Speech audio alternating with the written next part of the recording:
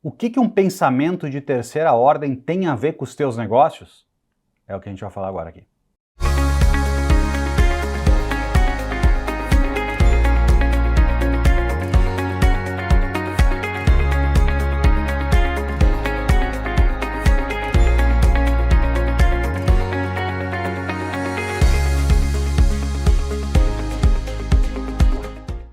Olá, meu nome é Carlos Bush, estou aqui para te ajudar a crescer nos negócios, quero te provocar.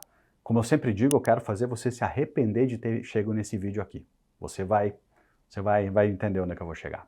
Hoje a nossa conversa é sobre pensamento de terceira ordem, é sobre ver o que os outros não estão enxergando, porque muitas vezes, independe do mercado que você está, as pessoas não enxergam os movimentos que estão acontecendo.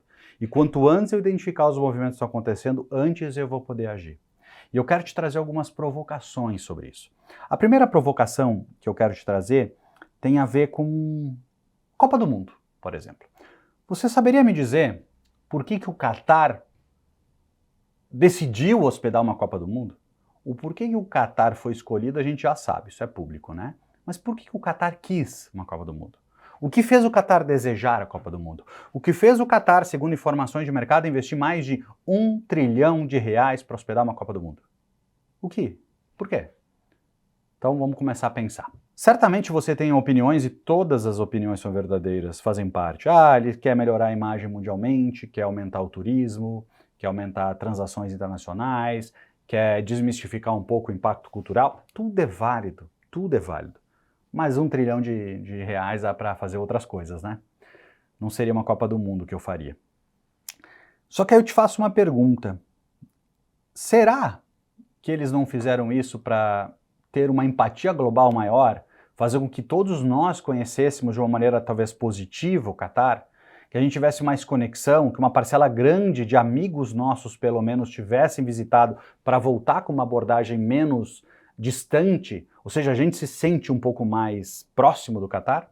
E ao ter isso, você concorda que qualquer um que tenta brigar com alguém que a gente conhece ou tem alguma empatia, a gente fica contra? Ou seja, se eu pegar o Irã e se eu pegar a Arábia Saudita, dois países, sejam os sunitas ou sejam os xiitas, eles têm muitas condições de tentar invadir o Catar, eles têm condições de vencer o Catar com a mão nas costas. O Catar é um país muito pequeno, muito pouca gente é catari, por mais que seja o segundo país mais rico do mundo, ele não tem força bélica para se defender, ele é muito pequeno. E aí você vê que interessante, né? Justamente um dos países mais ricos do mundo está do lado de duas potências bélicas como essas duas que eu comentei, ou seja, a chance desses dois países querem invadir o Catar não é de hoje, é de sempre, é muito grande. Logo, o Catar tem que dançar conforme a música e ele está com isso tentando se proteger globalmente de uma pressão mundial que isso não aconteça. Pô, Bush, está viajando, isso não tem a ver. Não, tem muito a ver. É só você voltar no tempo e pensar onde foi a penúltima Copa do Mundo. Foi aonde? Na Rússia. O que a Rússia fez depois? Será que a gente não ganhou muito mais empatia pela Rússia? Eu mesmo estive na Rússia e ganhei muita empatia, tive muita empatia pela Rússia. O que prejudica nosso senso de crítica com a Ucrânia. E se você vê a restrição contra a Ucrânia, guerra de Rússia e Ucrânia, ela é bem inferior do que seria com o Catar hoje. Não é uma provocação boa? Isso é um pensamento de terceira ordem.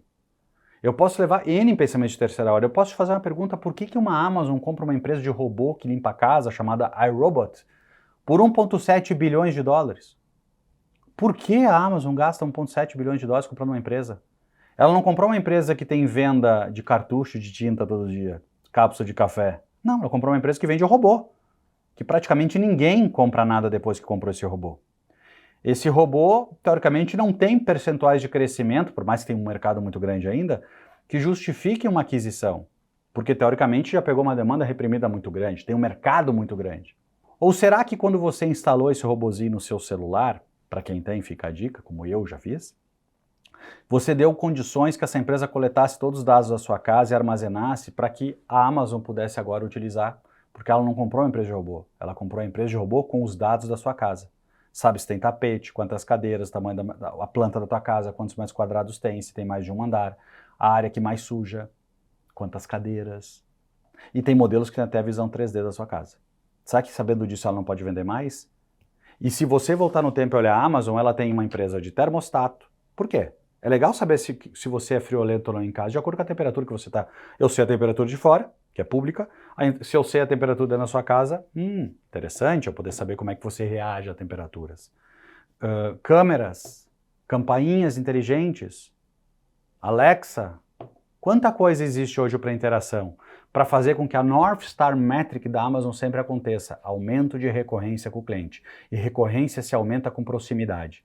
Se eles não conseguem proximidade mais em estabelecimento, e já tentaram abrir loja física da Amazon, 5 estrelas, loja de livro, elas estão deixando de existir porque não foi uma estratégia tão vencedora deles, mas eles têm supermercados que aumenta a capacidade de recorrência e eles estão buscando com devices a proximidade do consumidor. Isso é um pensamento de terceira ordem.